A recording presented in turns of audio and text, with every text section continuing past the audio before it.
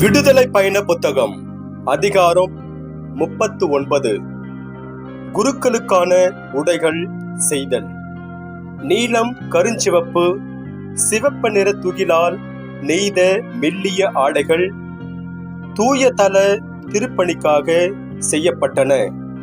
ஆண்டவர் மோசேக்கு அளித்த கட்டளைப்படி ஆரோனுக்காக திரு உடைகள் செய்யப்பட்டன. பொன்னையும் நீலம், கருஞ்சிவப்பு, சிவப்பு நிற நூலையும் முருகேற்றி நெய்த மெல்லிய நாற்பட்டையும் பயன்படுத்தி ஏப்போதை அவர் செய்தார். நீலம், கருஞ்சிவப்பு, சிவப்பு நிற நூல், கலைத்திறனுடன் அமைந்த மெல்லிய நாற்பட்டு ஆகியவற்றை அணி செய்ய பொன் தகடுகளை அடித்து இழைகளாக வெட்டினார். ஏப்போதுக்கு 2 தோள்பட்டைகள் செய்து அதன் 2 பக்கத்து ஓரங்களிலும் இணைத்தார். ஏப்போதை இணைக்கும் தோள்பட்டை அதன் ஒரு பகுதியாகவும் அதை போன்றே கலை நுணுக்கத்துடன் பொன்னாலும் நீலம், கருஞ்சிவப்பு, சிவப்பு நிற நூலாலும் முருகேற்றி நெய்த மெல்லிய நாற்பட்டாலும் ஆண்டவர் மோசேக்கு கட்டளையிட்டபடியே தயாரிக்க பெற்றது.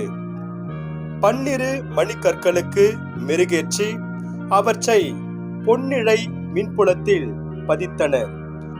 இஸ்ரவேல் புதல்வரின் பெயர்களை அவற்றின் மேல் முத்திரையாக பொறித்து பதித்தனர். ஏப்போதின் தோள்பட்டை மேல் அவற்றை இஸ்ரவேல் புதல்வரின் நினைவு கற்களாக ஆண்டவர் மோசேக்கு கட்டளையிட்டபடியே பொருத்தினர். மார்பு பட்டை செய்தல். மார்பு பட்டை ஏப்போது போலவே கலை வேலைப்பாட்டுடன் செய்யப்பட்டது.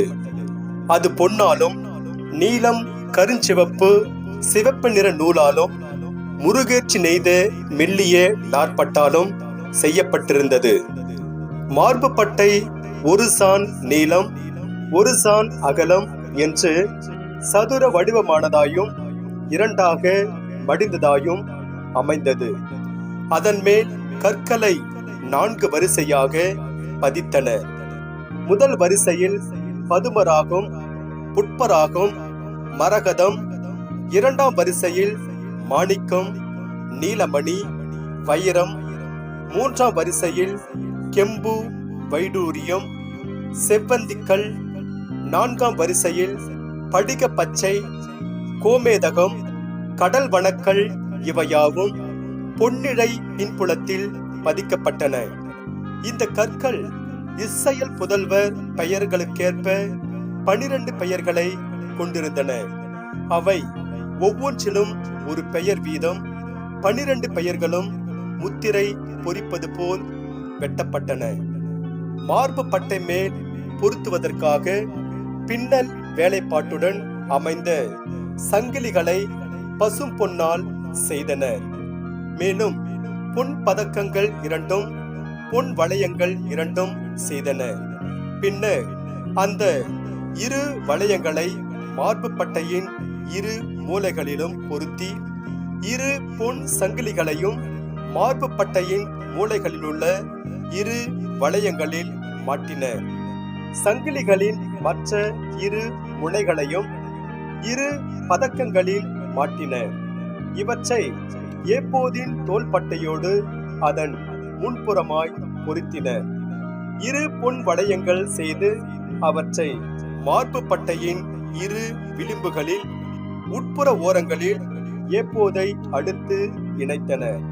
மேலும் 2 பொன் வளையங்கள் செய்து அவற்றை ஏப்போதின் 2 தோள்பட்டைகளில் முன்பக்கம் கீழ்ப்பகுதியில் அது இணையும் இடத்தில் ஏப்போதின் பின்னழகுடைய இடைக்கச்சைக்கு மேலே கோர்த்துவிட்டனர்.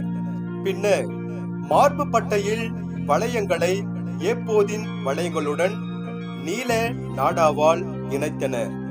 இவ்வாறு மார்பு பட்டை ஏப்போதின் பின்னல் அழகு இடைக்கச்சைகளிலிருந்து அகலாமல் ஏப்போதின் மேல் படிந்து நிற்கும்.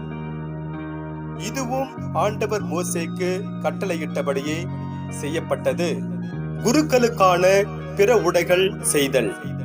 அவர் ஏபோதின் அங்கி முழுவதையும் நீல நிறத்தில் நெசவு வேலைப்பாட்டுடன் செய்தார். அந்த அங்கியின் திறப்பை சுற்றிலும் மேலாடைகள் திறப்பில் அமைவது போல நெசவு வேலைப்பாடுள்ள ஒரு கரை அமைக்கப்பட்டது. இதனால் அங்கி கிழியாதிருக்கும். அங்கியின் விளிம்பெங்கும் நீலம், கருஞ்சிவப்பு, சிவப்பு நிற நூலாலும் முருகேற்றி நெய்த மெல்லிய நாற்பட்டாலும் மாதுளை தொங்கல் செய்து விடப்பட்டது. பசும் பொன்னால் மணிகள் செய்து மணிகளை அங்கியின் விளிம்பெங்கும் உள்ள மாதுளை தொங்கலுக்கு இடையே இட்டனர். ஒரு மணி ஒரு மாதுளை தொங்கல், பின்னும் ஒரு மணி ஒரு மாதுளை தொங்கல் என்று திருப்பணி அங்கியின் விளிம்பெங்கும் அமைந்திருந்தன. இதுவும் ஆண்டவர் மோசேக்கு ஆணையிட்டபடியே செய்யப்பட்டது. ஆரோனுக்காகவும் அவர் புதல்வருக்காகவும் மெல்லிய நாற்பட்டால் உள்ளங்கி தைக்கப்பட்டது. மெல்லிய நாற்பட்டால் தலைப்பாகையும் தொப்பிகளும் முருகேற்றி நெய்த மெல்லிய நாற்பட்டால் குறுங்கால் சட்டைகளும் செய்யப்பட்டன. முருகேற்றி நெய்த மெல்லிய நாற்பட்டாலும் நீலம், கருஞ்சிவப்பு, சிவப்பு நிற நூலாலும் பின்னல் வேலைப்பாட்டுடன் இடைக்கச்சை செய்யப்பட்டது. இதுவும் ஆண்டவர் மோசேக்கு ஆணையிட்டபடியே செய்யப்பட்டது. புனித மணிமுடிக்கான பட்டத்தை பசும் பொன்னால் செய்து அதன் மேல் ஆண்டவருக்கு அர்ப்பணம் என்று முத்திரை போல் பொறித்து வைத்தனர். அது ஒரு நீல நாடாவால் தலைப்பாகையின் மேல் இணைக்கப்பட்டது. இதுவும் மோசேக்கு ஆண்டவர் கட்டளையிட்டபடியே செய்யப்பட்டது. கூடார வேலை நிறைவு பெறுதல்.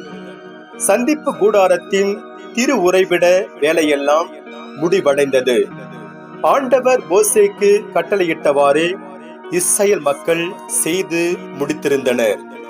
மோசேயிடம் கொண்டு வரப்பட்டவை திரு உறைவிட கூடாரம், அதன் அனைத்து துணைக்கலன்கள், கொக்கிகள், சட்டங்கள், குறுக்கு சட்டங்கள், தூண்கள், பாத பொருத்துகள், செந்நிறமாக பதனிட்ட செம்மறிக்கிடாய் தோல் விரிப்புகள், வெள்ளாட்டு தோல் விரிப்புகள், திருத்தூயக தொங்குத்திரை, உடன்படிக்கை பேழை, அதன் தண்டுகள், இரக்கத்தின் இருக்கை, மேசை, அதன் அனைத்து துணைக்கலன்கள், திரு முன்னிலை அப்பம், பசும்பொன் விளக்கு தண்டு, அதில் வரிசையாக அமைந்த அகல்கள், அதன் அனைத்து துணைக்கலன்கள், விளக்குக்கான எண்ணெய், பொன் பீடம், திருப்பொழிவு எண்ணெய், நறுமண தூபம், கூடார நுழைவாயிலின் தொங்குத்திரை, வெண்கல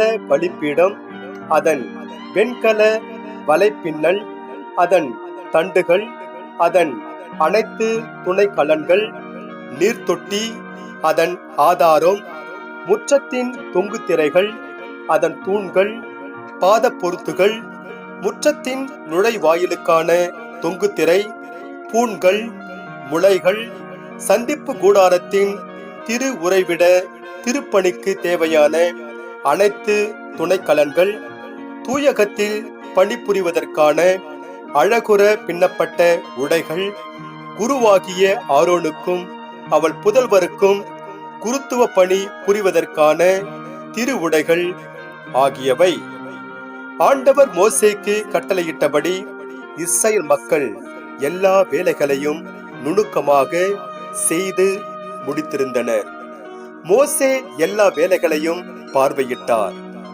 ஆண்டவர் கட்டளையிட்டிருந்தபடியே அவை யாவும் செய்யப்பட்டிருந்தன.